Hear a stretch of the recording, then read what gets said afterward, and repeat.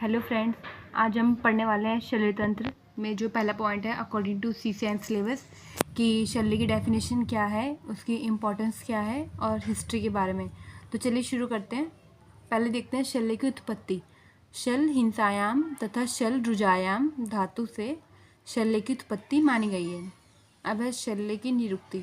शल shovel आशु गमने अर्थात तेज गति से फैलने वाला शल्य। फिर है शल्य की डेफिनेशन। मन शरीर बाधक रानी शल्यानी, जो मन और शरीर में बाधा उत्पन्न करे उसे शल्य कहते हैं। फिर देखते हैं शल्य तंत्र क्या होता है। तत्र शल्यम नाम विविध तृण काष्ठ पाषाण पांशु लो लोष्ट अस्थि बाल नख पुयश्राव दुष्ट व्रण अंतगर्भ शल्य उदरनाथ यंत्र शस्त्र क्षार अग्नि प्रणिधान व्रण विनिश्चार्थ। इसका मतलब है कि विविध प्रकार के तृण, काष्ठ मतलब लकड़ी, पाषाण मतलब पत्थर, पांशु धूल के कण, लोष्ट मतलब मिट्टी, अस्थि बाल, नख, पुए मतलब पस, स्त्राव, दुष्ट व्रण और अंतर्गम मतलब मृतगर्भ, इन सब शल्य का ज्ञान और यंत्र शस्त्र क्षार अग्निकर इन सब का ज्ञान एवं व्रण का विनिश्चयार्थ मतलब कि व्रण की कौन सी अवस्था है, आम अवस्था, पच्यमान अवस्था और पक्व अवस्था, इन सब का निश्चय जो है शल्य तंत्र में किया जाता है, इसलिए इसे शल्य तंत्र कहा जाता है। अब हम देखते हैं हिस्ट्री। तो आचार्य सुश्रुत ने शल्य तंत्र को प्रधान माना है और इसी में याद कर लेते हैं आचार्य चरक ने काय चिकित्सा को प्रधान माना है। अब देखते हैं शल्य तंत्र की उत्पत्ति। तो उत्पत्ति से पहले देखते हैं कि जो ब्रह्मा थे उन्होंने सृष्टि से पूर्व ब्रह्म संहिता की रचना करी, जिसमें उन्होंने 10,000 अध्याय लिखे और 1,00,000 श्लोक थे।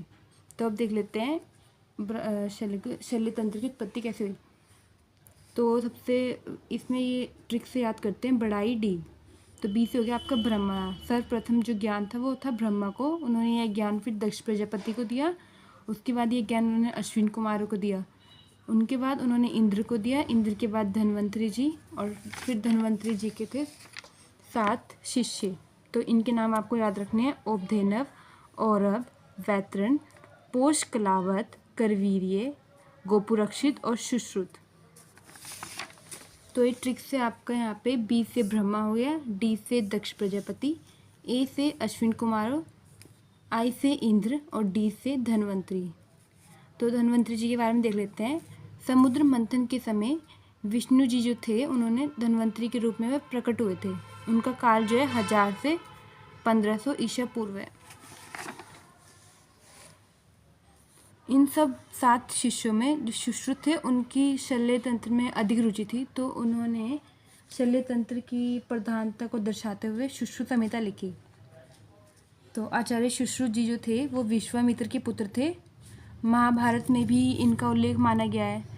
इनका काल 1000 ईसा पूर्व है और कुछ ने इनका काल 2री सदी बताया है। अब देख लेते हैं सुश्रुत संहिता के आद्य उपदेष्टा कौन थे। धन्वंतरी मतलब जिन्होंने उपदेश दिया। फिर थे तंत्रकर्ता वृद्ध सुश्रुत, जिन्होंने लिखा वो थे वृद्ध सुश्रुत। प्रथम संस्कर्ता है सुश्रुत, द्वितीय संस्कर्ता है नागार्जुन और तृतीय और पाठ शुद्धि करता है चंद्रट। तो ये MD में पूछा जाता है कि पाठ शुद्धिकर्ता कौन है, चंद्रट।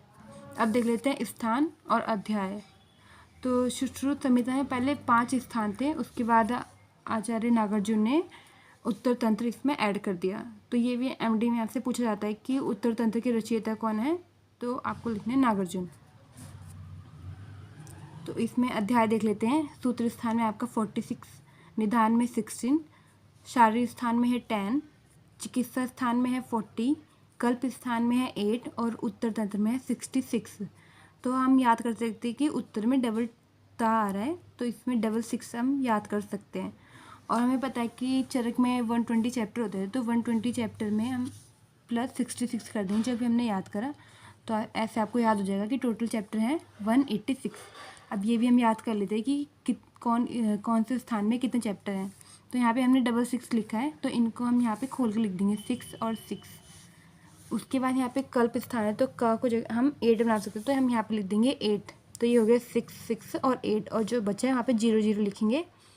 अब हम यहाँ पे ऐसा नंबर लिखेंगे कि ऐड ऑन करके 6 आए, तो हम यहाँ पे लिखेंगे 4, 1 और 1, तो ये हो गया आपका ऐड ऑन करके 5 और 6, तो ये हो गया 6। अब हमें नीचे भी ऐसे नंबर लिखना है कि ऐड ऑन करके 6 आए, तो हम लिखेंगे 4, तो 4 + 1 हो गया आपका 6, और जो बचा वहाँ पे 0। तो ऐसे हम याद कर लेंगे कि कौन से स्थान में कौन सा अध्याय है। अब हम देखते हैं प्रमुख टीकाएँ सुश्रुत संहिता में। तो पहले देखते हैं संस्कृत टीकाएँ। तो पहली जो है वो है न्याय चंद्रिका, इनके लेखक हैं गयदास, काल है इनका 10वीं सदी।